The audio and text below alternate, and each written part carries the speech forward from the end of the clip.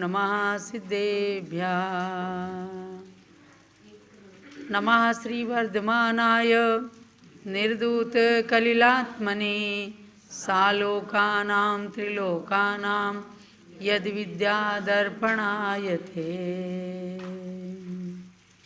देवलादि ब्रह्मा ऋषभ देव भगवान की जय। महावीर भगवान की जय। परम पूज्य गणिनी प्रमुख श्री ज्ञानमती माता जी की जय। अब इस मध्याह्नकालीन सत्र में रत्नकरण शावकाचार की द्वितीय अध्याय का स्वाध्याय अध्ययन प्रारंभ हो रहा है। आपने कल द्वितीय अध्याय के 2 श्लोकों के माध्यम से श्रुति ज्ञान सम्यक ज्ञान की बात जानी और प्रथमान योग जो चरित पुराण आदि का वर्णन करने वाला है वह प्रथमान योग है। श्रुति ज्ञान के द्वारा उस प्रथमान योग का कथन किया जाता है। अब आगे चलते हैं द्वितीय अनुयोग के रूप में करणान योग के बारे में। लोकालोक विभक्ते युग परिवृत्तिश्चतुर्गतीनां च चतुर्गतीनां च आदर्शमिव तथामति रवैति करणानुयोगं च जो लोक अलोक विभाग कहे षटकाल परावर्तन कहता चारों गति के संसरण कहे भव पंच परावर्तन कहता दर्पण समान वह त्रिभुवन का सब चित्र सामने झलकाता वह शास्त्र सदा करणानुयोग यह नाम धरे भवि सुखदाता। करणान योग का लक्षण कहते हैं कि जो लोक अलोक के विभाग को, 6 काल के परिवर्तन को, चारों गतियों के परिभ्रमण को और संसार के 5 परिवर्तन को कहता है, 3 लोक का संपूर्ण चित्र दर्पण के समान झलकाता है, उस शास्त्र को करणान योग कहते हैं। यानी वह श्रुति ज्ञान करणान योग रूप से कहलाता है। तो आपने करणान योग की बात को जाना। लोकालोक विभक्ते, लोक और अलोक का विभाग जिसके अंदर वर्णित हो। युग परिवृत्ति, युग का परिवर्तन यानी षटकाल परिवर्तन आदि की बातें जिस ग्रंथ के अंदर रहती हैं। चतुर्गति के परिभ्रमण का, अर्धपुद्गल परिवर्तन, पंच परिवर्तन आदि का वर्णन जिसके अंदर होता है। आदर्श में आदर्श के समान, दर्पण के समान उन चीज़ों को झलकाता है, वह प्रथमान योग के समान ही उस श्रुति ज्ञान को करणान योग कहते हैं। यानी जो महापुरुषों के चरित्र को झलकाए उस ज्ञान को प्रथमान योग में निबद्ध किया। प्रथमान योग के ग्रंथ चरित पुराण को कहते हैं और करणान योग के ग्रंथ जो हैं युग परिवर्तन, लोक अलोक की बात, 4 गतियों के परिभ्रमण, कर्म सिद्धांत आदि की बात को करणान योग के ग्रंथ बतलाते हैं। जैसे गोमटसार, जीवकांड, कर्मकांड, ये सब ग्रंथ जो हैं वो करणान योग ग्रंथ कहलाते हैं। और त्रिलोकसार, लोक विभाग, जम्बूद्वीप पन्नति, तिलोय पन्नति, इन सब के अंदर असंख्यात द्वीप समुद्रों का वर्णन, 3 लोक का वर्णन, ये सब ग्रंथ करणान योग कहलाते हैं। और जब इन ग्रंथों का अध्ययन किया जाता है तो पता चलता है कि हम तीनों लोकों में से कौन से लोक में हैं, कौन सी गति में हैं, हमारे कितनी इंद्रियां हैं, ये सब बताने वाला करणान योग सिद्धांत ग्रंथ कहलाता है, जो 6 खंडागम आदि रूप से भी निबद्ध हैं। आपको चारों अनुयोगों की बात इसीलिए बता रहे हैं कि जो शुद्ध ज्ञान है 4 अनुयोगों में निबद्ध है। प्रथमान योग, करणान योग, चरणान योग और द्रव्यान योग। अब क्रम प्राप्त चरणानुयोग की ओर आपको ले चलती हूँ। ग्रह मेद्य नगाराणाम चारित्रोत्पत्ति वृद्धि रक्षांगम चारित्रोत्पत्ति वृद्धि रक्षांगम चरणानुयोग समयम चरणानुयोग समयम सम्यक् ज्ञानं विजानाति सम्यक् ज्ञानं विजानाति। श्रावक मुनि के आचार्य रूप चारित्र सही जो बतलाता उसकी उत्पत्ति वृद्धि और रक्षा के साधन सिखलाता। चरणानुयोग है शास्त्र वही जो मोक्ष महल में चढ़ने को चरणों को रखने हेतु सहज सोपान रूप समझो इसको। चरणानुयोग अर्थात आचरण की बातों को सिखाने वाला, अनुयोग यानी जो रास्ता है, मार्ग है, ग्रंथ हैं, उनको चरणानुयोग रूप श्रुत ज्ञान का आकार प्रदान किया गया है। ग्रह मेद्य नगाराणाम अर्थात गृहस्थ और अनगार यानी मुनि। गृहस्थ और मुनियों की चारित्र, उसकी उत्पत्ति, उसकी वृद्धि और उसकी रक्षा आदि का जिसमें वर्णन होता है, ऐसा सम्यक ज्ञान, ऐसा सम्यक ज्ञानम विजानाति यानी जो सम्यक ज्ञान है वह मुनियों के और गृहस्थों के चारित्र की उत्पत्ति, वृद्धि, रक्षा के कारणभूत चरणानुयोग संयम अर्थात चरणानुयोग शास्त्र को विजानाति माने जानता है। ये तो ज्ञान की बात हुई। और चरणानुयोग ग्रंथ, जो चरणानुयोग जिनवाणी, चरणानुयोग में निबद्ध जिनवाणी है, उसका लक्षण ये जानना, पहचान ये जानना। जैसे मूलाचार है, रत्नकरण श्रावकाचार है, वसुनंदी श्रावकाचार, सागार धर्मामृत, अनगार धर्मामृत, जिनके अंदर श्रावकों की और मुनियों की चारित्र का वर्णन आदि है, वे ग्रंथ चरणानुयोग ग्रंथ कहलाते हैं। हम सब रत्नकरण श्रावकाचार का अध्ययन अभी कर रहे हैं, आपको करवा रहे हैं, तो ये चरणानुयोग का ग्रंथ है। हमारा मूलाचार ग्रंथ जो आचार्य कुंद कुंद स्वामी ने लिखा, प्रातःकाल हम लोग स्वाध्याय करते हैं, ये भी चरणानुयोग का ग्रंथ है। तो चारित्र का प्रतिपादन करने वाले आचारांग आदि शास्त्र चरणानुयोग के शास्त्र कहलाते हैं। इन शास्त्रों के अंदर गृहस्थ और मुनियों के चारित्र की उत्पत्ति, वृद्धि, रक्षा के कारणों का वर्णन रहता है कि भाई चारित्र की उत्पत्ति कैसे होती है, देश चारित्र, सकल चारित्र, इन सब का वर्णन जिसके अंदर रहता है, वे चरणानुयोग के ग्रंथ कहलाते हैं। तो आपको चरणानुयोग के भी ग्रंथों को अवश्य ही पढ़ करके अपना आचरण शुद्ध करना चाहिए। अब चौथे अनुयोग की ओर चलते हैं, द्रव्यानुयोग।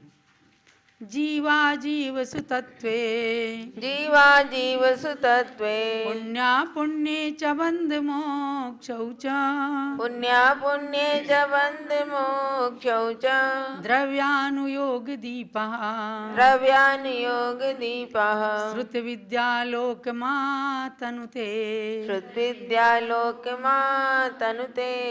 कितना सुंदर शब्द दिया है, द्रव्यानुयोग दीपः।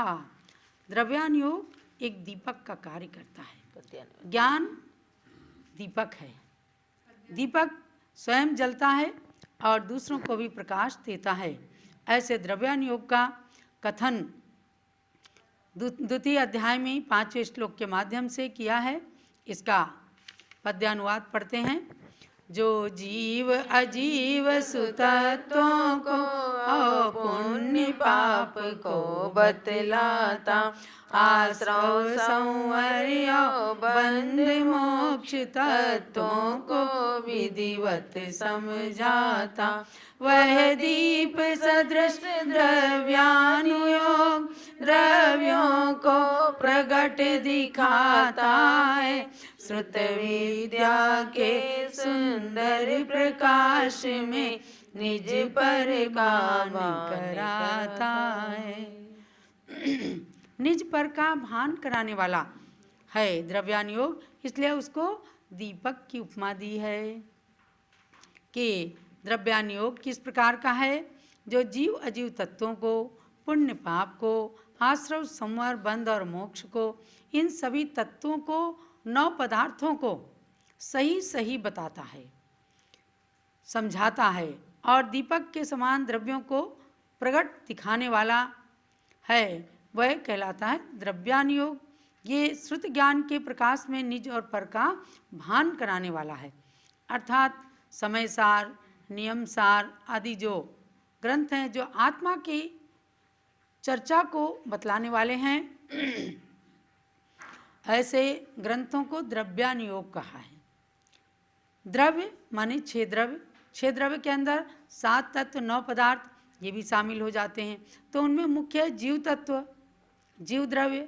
जीव द्रव्य माने आत्मा, आत्मा के शुद्ध स्वरूप को, आत्मा के अशुद्ध स्वरूप को, निश्चय नय को, व्यवहार नय को, परम शुद्ध निश्चय नय से हमारी आत्मा किस प्रकार से भगवान आत्मा है, ऐसी बात को बतलाने वाले ग्रंथ को कहते हैं द्रव्यान योग। इस प्रकार से समंत भद्राचार्य ने द्वितीय अध्याय के अंदर 4 अनुयोगों का लक्षण आपको बताया। इन एक एक अनुयोग का अगर हम पारायण करेंगे, विस्तार करेंगे, तो कई कई दिन में भी एक एक अनुयोग का वर्णन मैं कर सकती हूँ। अगर एक एक प्रथमानुयोग के ग्रंथ, चरणानुयोग के, करणानुयोग के लिए जाएं तो उसमें बहुत विस्तार हो सकता है, लेकिन आपको यहाँ संक्षेप में हमने बताया कि द्वादशांग वाणी, जिन वाणी जो है वर्तमान में जितना श्रुत उपलब्ध है वह 4 अनुयोगों में निबद्ध है। और सबसे बड़ी बात यह है जो पूज्य माता जी बताती हैं कि 4 अनुयोगों का सर्वप्रथम वर्णन आचार्य श्री समंतभद्र स्वामी ने ही किया है, और ऐसे ही 4 अनुयोगों का वर्णन लेकर के सम्यक ज्ञान नाम की एक मासिक पत्रिका को पूज्य माता जी ने सन 1974 से जो शुरू किया, तो उसमें 4 अनुयोगों की बातों को सिखाने वाले ग्रंथों को लेकर संक्षेप में वर्णन किया गया है। ऐसे ही जैन भारती ग्रंथ है जिसमें 4 अनुयोगों का संक्षेप में वर्णन करके और सबको जिनवाणी की सार को बताया गया। अब मैं संक्षेप में आपको इन 4 अनुयोगों की बात एक कहानी के माध्यम से बताती हूँ। एक बार की बात सुनो भाई, एक बच्चा माँ के संग चला, पथ में चलते चलते माँ ने सिखलाई कैसी ज्ञान कला। आप एक माँ और बच्चे के माध्यम से कहानी सुनिए कि किस प्रकार से माँ ने बच्चे को 4 अनुयोगों को बात बात में बता दिया। तो हम सब बच्चे हैं, जिनवाणी हमारी माँ है, तो उस बात को सुनिएगा कैसे माँ बच्चे को समझाती है। होता क्या है कुछ दूर पहुंचकर बच्चा ठोकर खाता है, माँ की उंगली को छोड़ वहीं बच्चा रोने लग जाता है। माँ बोली कल तेरे भैया को चोट लगी वह नहीं रोया, तू भी तो उसका भाई है, चल खेल खिलौना क्यों रोया। प्रथमानुयोग ऐसे आदर्शों को बतलाता सदा चला, पथ में चलती चलती माँ ने सिखलाई कैसी ज्ञान कला। प्रथमानुयोग ने क्या चारित्र पुराण को बताया ना, तो बच्चे को ठोकर लगती है, रोने लगता है, तो माँ उसको समझाती है, देख कल तेरे भाई को भी तो चोट लगी थी, वो नहीं रोया था, चल तू भी उठ जा, नहीं रोना है, और ले खिलौना ले, खेल ले। तो ये क्या हुआ प्रथमानुयोग। इसने हमें बताया भगवान ऋषभ देव ने किस प्रकार पुण्य के कार्य किए, तीर्थंकर बने। भगवान पार्श्वनाथ ने कैसे कष्टों को सहन किया, तीर्थंकर पार्श्वनाथ बन गए। भगवान महावीर कैसे शेर की पर्याय से महावीर बन गए। मर्यादा पुरुषोत्तम राम किस प्रकार से विषम परिस्थिति में भी डिगे नहीं और अपनी मर्यादा की रक्षा की, रघुकुल के दीपक बन गए। आज रामायण उनके नाम से बन गई। तो ऐसे ही दूसरों के चारित्र से अपने अंदर सुधार करना, ये प्रथमान योग हमें बताता है, जैसा कि माँ ने अपने बच्चे को बताया। तो ऐसे आदर्शों को बतलाने वाला प्रथमान योग है। और अब करणान योग की ओर चलती हूँ। बच्चे का रोना नहीं रुका माँ के इस संबोधन पर भी, तब माँ भी और तरीके से समझाने लगी सड़क पर ही। कल तूने अपने भैया को हंस हंस कर और चिढ़ाया था, उसके फल में ही गिरा आज तू इसी मार्ग पर आया था। कर्णानुयोग शुभ अशुभ कर्म के सुख दुख फल को रहा चला, पथ में चलते चलते माँ ने सिखलाई कैसी ज्ञान कला। कर्म सिद्धांत को कर्णानुयोग बताता है। ऐसे माँ ने क्या कहा कि बेटा तू तो और ज़्यादा रोने लगा। तब उसे समझाती है कि देखो, कल तूने अपने भैया के रोने पर उसको खूब हंसा था। अर्थात कभी दूसरे की कोई बुराई करते हैं, कभी दूसरे को देख करके हंसते हैं। तो कर्म सिद्धांत कहता है कि जो दूसरे को देख के हंसता है, दूसरे की निंदा चुगली करता है, तो संसार के अंदर इसी तरह से परिभ्रमण करता रहता है। बैर और मित्र के संस्कार, मित्रता के संस्कार ऐसे चलते हैं। इसलिए महानुभाव, कर्णान योग के ग्रंथों को पढ़ करके और शुभ अशुभ कर्म जैसे हम करेंगे, हम उसका फल भोगेंगे। दूसरा कर रहा है, दूसरा अपने कर्म के फल का भोक्ता बनेगा। और इस धारणा को जो कोई बना लेगा तो कभी नहीं सोचेगा कि इसने मेरा अपमान कर दिया। छोटी छोटी सी बातों पे झगड़ा हो जाता है। पर यदि हम कर्णान योग को, कर्म सिद्धांत को, 84 लाख योनियों में परिभ्रमण की बात को अगर चिंतन कर लें तो कर्णान योग ग्रंथों का स्वाध्याय हमारे जीवन में साकार हो सकता है। अब चलिए चरणान योग पर। इतना कहते ही और चिढ़ गया मुन्ना रो कर कहता है, भैया पर मैंने हंसा कभी, वह भी तो मुझ पर हंसता है। माँ भी कुछ गुस्से में बोली, तुमने नीचे क्यों नहीं देखा, पथ देख के चलने वाला मानव नहीं गिरता हमने देखा। चरणानुयोग पथ देख देख चलने की सिखलाता है कला, पथ में चलते चलते माँ ने सिखलाई कैसी ज्ञान कला। चरणानुयोग कैसे सिखाया माँ ने बच्चे को? अरे बच्चा कहता है कि मैंने हंसा, यदि आपने बताया माँ तो उसने भी तो मुझे हंसा था। तो माँ कहती है कि तूने नीचे क्यों नहीं देखा, अपना आचरण सही करो। अगर नीचे देख के चलते तो ठोकर नहीं खाते। अर्थात अपना आचरण ठीक होता तो हमें कोई भी दुख नहीं दे सकता था। इसलिए प्रत्येक व्यक्ति को, चाहे वो साधु हो चाहे गृहस्थ हो, अपने अपने आचरण को सुधारने के लिए आईने में देखना है।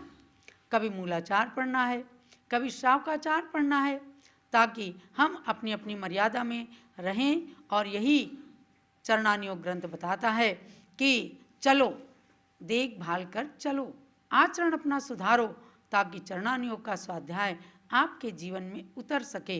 अब चलते हैं द्रव्यानुयोग के ऊपर। तो भी वही बालक चुप न हुआ, आंसू का झरना फूट पड़ा, रोना सिसकी में बदल गया, माँ के आंचल पर कूद पड़ा। माँ तो ममता की मूरत है, उसने मुन्ने को उठा लिया, तू मेरा राजा बेटा है, नहीं चोट लगी तुझको भैया। द्रव्यानुयोग आत्मा को क्या? द्रव्यानुयोग आत्मा को राजा बेटा कह जड़ से बदला, पथ में चलते चलते माँ ने सिखलाई कैसी ज्ञान कला। द्रव्यानुयोग हलवा है, हलवा। समय सार कहता है, हे आत्मन तू भगवान आत्मा है। ऐसे ही जब बच्चे का रोना नहीं रुका, माँ उसे गोद में चिपका लेती है और कहती है, बेटा राजा बेटा है ना तू, इसने तेरे शरीर को मारा है, आत्मा को नहीं मारा। आत्मा तेरी अजर अमर अविनाशी है। यही द्रव्यानुयोग की कला सिखाई माँ ने एक बच्चे को, और उसका रोना रुक गया और वो राजा बेटा बन करके अपनी माँ से चिपक जाता है। अर्थात जिनवाणी माँ इस प्रकार से जब द्रव्यानुयोग के माध्यम से समझाती है कि आत्मा राजा बेटा है, आत्मा भगवान आत्मा है, तो एक बार चिंतन करने के लिए शुद्धो हम बुद्धो हम नित्य निरंजनो हम, ऐसी बात सोच सोच करके पढ़ करके समय सार में आनंद आने लगता है। तो महानुभाव कभी कभी ऐसे ग्रंथों का भी स्वाध्याय करना। ऐसे ही सरस्वती माता जग को ये कला सिखाती है, चारों अनुयोगों में निबद्ध जिनवाणी राह दिखाती है। प्रथमानुयोग करणानुयोग चरणानुयोग स्वाध्याय करो, क्रम क्रम से फिर द्रव्यानुयोग में आत्मा का अध्याय पढ़ो। चंदनामती जग इसी तरह से सीखेगा अध्यात्म कला, पथ में चलते चलते माँ ने सिखलाई कैसी ज्ञान कला। हे भव्यात्माओं, स्वाध्यायी भाई बहनों, आचार्य समंतभद्र स्वामी की कृति जिनवाणी का एक अंग आचारांग रत्नकरण शावकाचार्य के माध्यम से चारों अनुयोगों की बातों को सीखना जानना, कभी राम के आदर्श को सीखना और कभी हम क्यों संसार में परिभ्रमण करते हैं इसको करणानुयोग से जानना, अपना आचरण सुधारने के लिए शावकाचार मूलाचार पढ़ना और समय सार पढ़ करके अपनी भगवान आत्मा का चिंतन करना ध्यान की साधना के माध्यम से। इस प्रकार से जिनवाणी माता हमारी माता है, द्वादशांगमयी माता है, जिसे भगवान महावीर की दिव्य ध्वनि से प्राप्त किया गौतम गणधर देव ने, और गौतम गणधर देव ने अंतर मुहूर्त के अंदर उसको द्वादशांग रूप में निबद्ध कर दिया। 11 अंग 14 पूर्व में निबद्ध वह जिनवाणी वर्तमान में उपलब्ध नहीं है।